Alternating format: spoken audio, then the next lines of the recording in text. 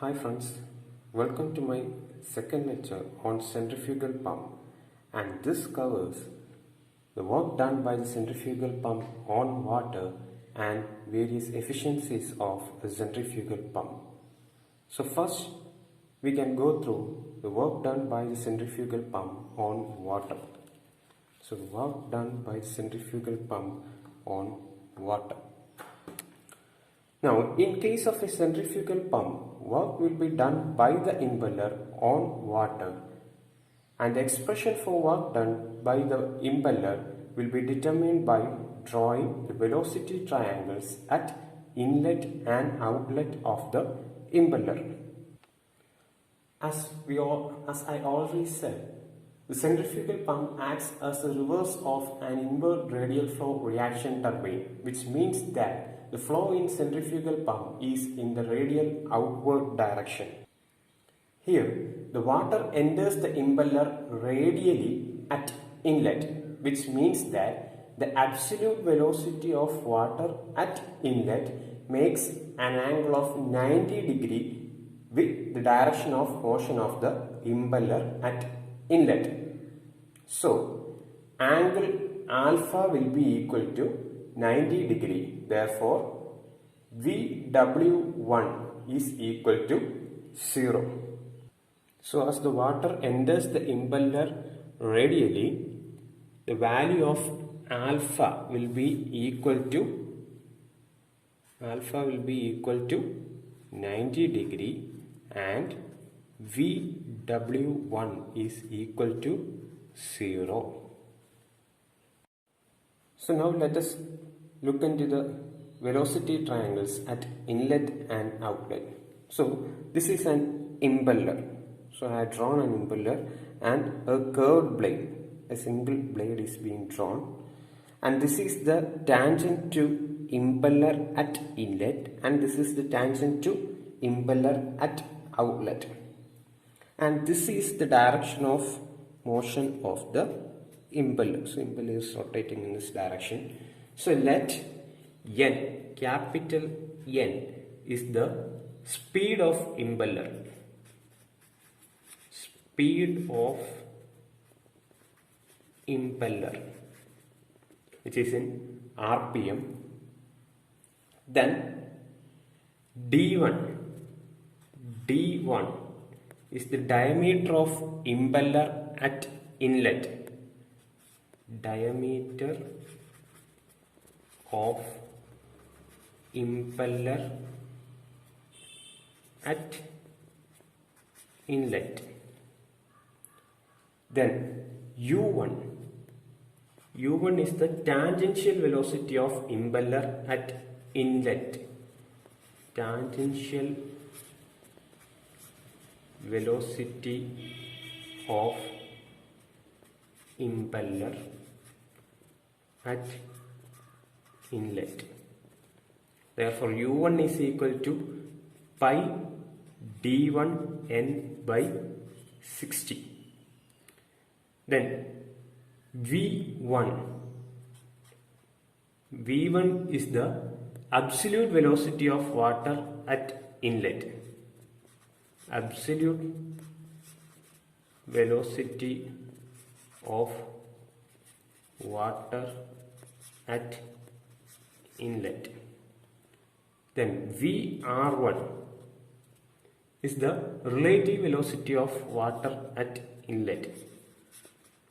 Relative velocity of water at inlet.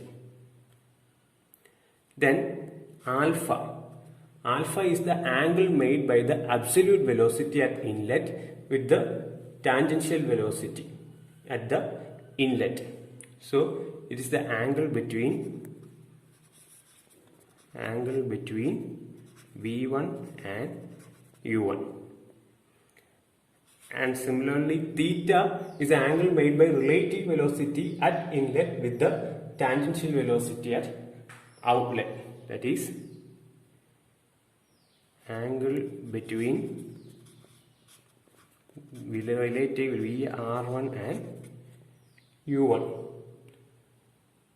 Similarly, d2 is the diameter of impeller at outlet. Therefore, u2 is equal to, u2 is the tangential velocity of impeller at outlet, and u2 is equal to pi d2 n by 60, and vr2 will be the relative velocity of water at outlet. Then beta is the angle between v2 and u2, and vr2 relative velocity at as I said earlier, vr2 is the relative velocity of water at outlet. Then phi is the angle between relative velocity vr2 at outlet with the tangential velocity, that is u2. So angle between vr2 and u2. So these are the terms in this particular velocity triangle. So how will we draw this? So this is an impeller and a curved blade is attached onto the impeller. So this is a single blade, and this is the direction of motion of the impeller, and this is the tangent to impeller at inlet, and this is the tangent to impeller at outlet. So as I already said, the absolute velocity v1, so water will be coming onto the blade or the impeller. So this is absolute velocity v1. Then impeller is rotating in this direction, so the tangential velocity u1, and v1 is the relative velocity at inlet, v1. So it is the velocity with which the liquid will be entering into the blade. So since the impeller is rotating, the water will be entering into the curved blade with the relative velocity vr1, and it flows through the blade and leaves the blade at a velocity vr2. So this is vr2. This is vr2, and the tangential velocity u2.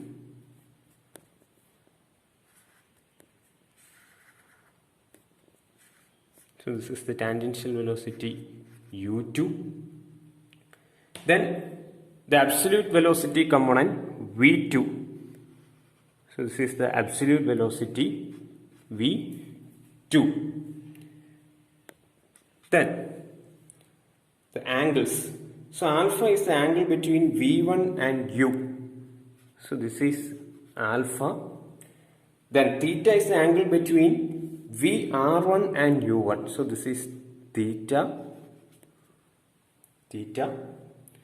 Then phi, angle between vr2 and u2, and beta is the angle between v2 and u2. Now, so this is r2, radius of impeller at outlet, and this one is r1, radius of impeller at inlet. Now consider, so this is a velocity component v, and it is inclined at angle theta, and this can be resolved into two. You will be getting a horizontal component v cos theta and a vertical component v sin theta. So the horizontal component is the whirl component, so vw, and vertical component is the flow, velocity of flow, vf. So in case of a centrifugal pump, as the water enters flows radially, the value of absolute velocity will be equal to 90 degree. So if this becomes 90, if the value of theta becomes 90 in this case, What is cos 90? It is 0. So the value of VW will be equal to 0. And this one is VF. So sin 90 is 1. So V will be equal to VF. So this V1 will be equal to what? V1 will be equal to VF1 and VW1 will be equal to 0 since theta is equal to 90 degree. And on the outlet triangle, resolving V2, we will get VW2 and the vertical component VF2. So this will be VW2 and this whole portion will be U2. So this is VW2 and this will be U2 and this vertical component is VF2. So this is the inlet and outlet velocity triangles of a centrifugal pump. Next we can derive the work done by impeller on water. So a centrifugal pump is the reverse of a radially inward flow reaction turbine. And for a radially inward flow reaction turbine, the work done by the water on the runner per second per unit weight of water striking per second is given by the equation. So we already said that a centrifugal pump is the reverse of radially inward flow reaction turbine. And for a radially inward flow reaction turbine, the work done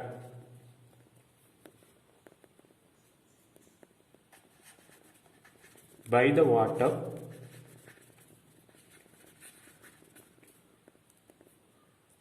on the runner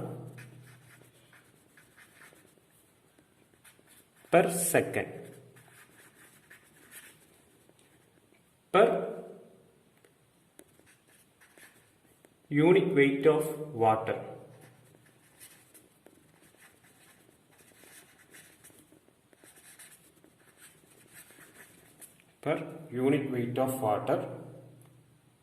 striking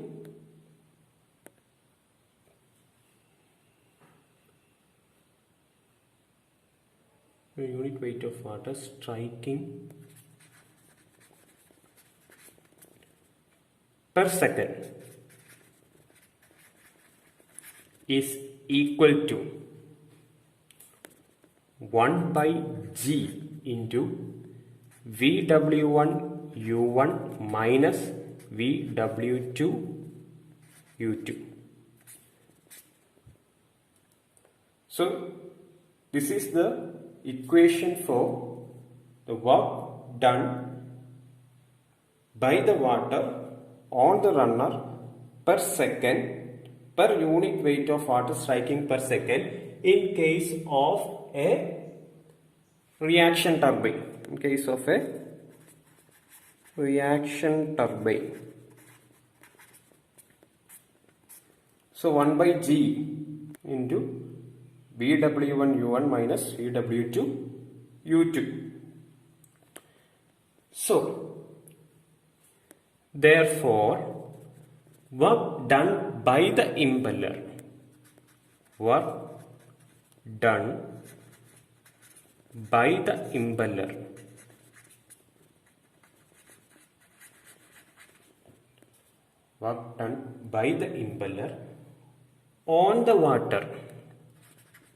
on the water per second per unit weight of water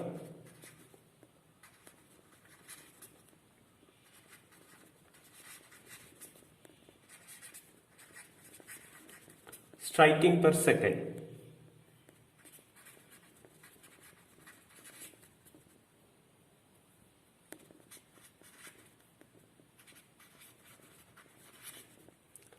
is equal to what will be the equation? It is the negative of work done in case of a reaction turbine.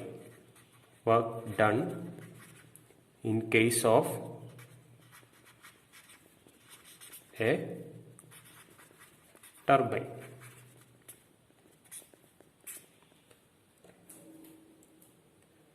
Which is equal to minus of 1 by G into VW1 U1 minus VW2 U2, which is equal to VW2 U2 minus VW1 U1. 1 by G into VW2 U2 minus VW1 U1. So here VW1 is equal to 0. Therefore, the equation will become 1 by G into VW2 U2. Since VW1 is equal to 0. Now, work done by impeller. So, work done by impeller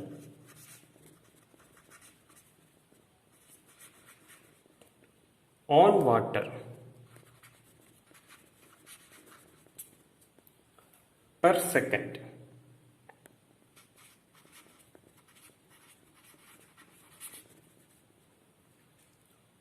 is equal to, so include the term W by G into VW1. So here we are writing the equation for unit weight of water. So here the work done by impeller on water per second is equal to W by G into VW2 U2. W by G into VW2 U2, where W is the weight of water, which is equal to rho GQ, and Q is the volume of water, and Q is equal to area into velocity of flow. So W is equal to rho GQ, and Q is the volume of water, and Q is equal to area into velocity of flow.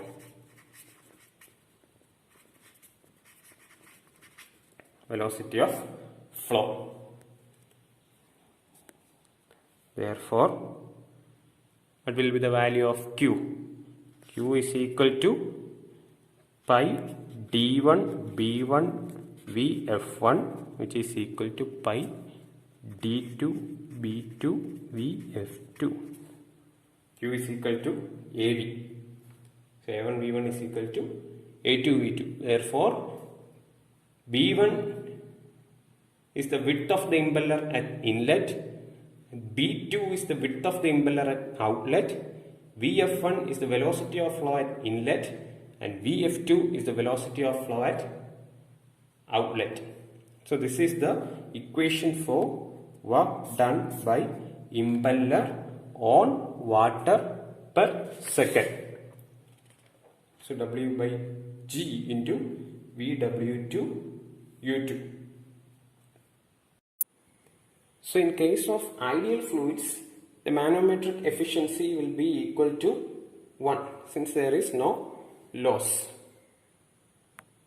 So the equation becomes manometric efficiency eta minus equal to manometric head divided by head imparted by impeller to water, that is HM divided by VW2 U2 by G, that is G into HM divided by VW2 U2. So if there is no loss, then for ideal fluids it will be equal to 1. Now the second one is mechanical efficiency. Mechanical efficiency.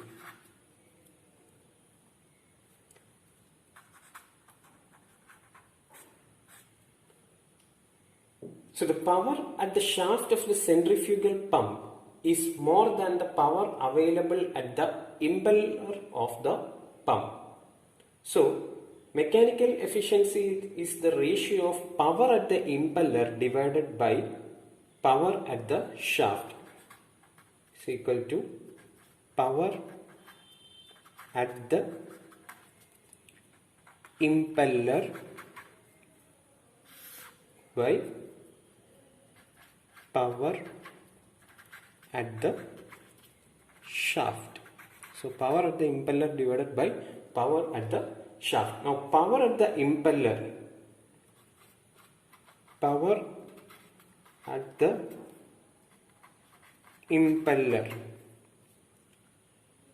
is equal to work done by the impeller per second. Work done by impeller per second divided by 1000. So it is in kilowatt. So work done by the impeller per second. We know the equation W by G into VW2 U2, 1000 kilowatt. So eta M is equal to W by G into VW2 U2 by 1000 divided by power at the shaft, which is the shaft power, SP, shaft power. So this is the equation for mechanical efficiency. And the third one is overall efficiency.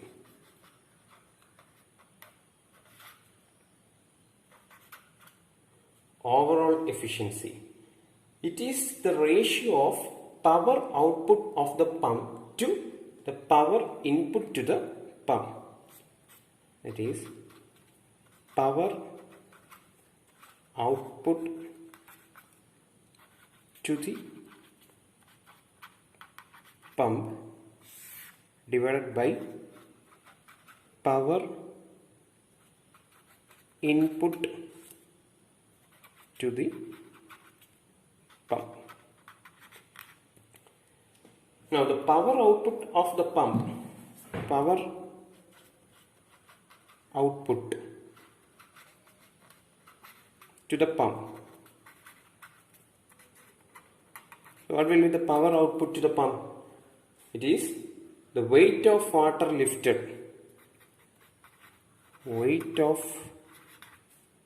water lifted. Weight of water lifted into HM. So manometric head into weight of water lifted divided by 1000 in kilowatt. That is W into HM by 1000. So this is in kilowatt. And the power input. So what will be the power input? Power input to the pump.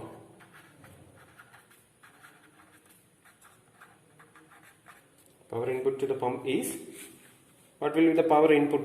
So we are giving the supply from the electric motor as the power input, that is power supplied. Power supplied by the electric motor. Power supplied by the electric motor, which is the shaft power. Which is the shaft power of the pump. So since the motor is, the shaft of the motor is connected to the shaft of the impeller. So shaft power is the power input to the pump. Therefore, eta O is equal to W HM by 1000 divided by shaft power. Also there is another equation, overall efficiency is equal to efficiency of manometric efficiency into mechanical efficiency. So this is the overall efficiency of a centrifugal pump. So these are the three efficiencies, main three efficiencies in case of a centrifugal pump: manometric efficiency, mechanical efficiency and overall efficiency. Thank you.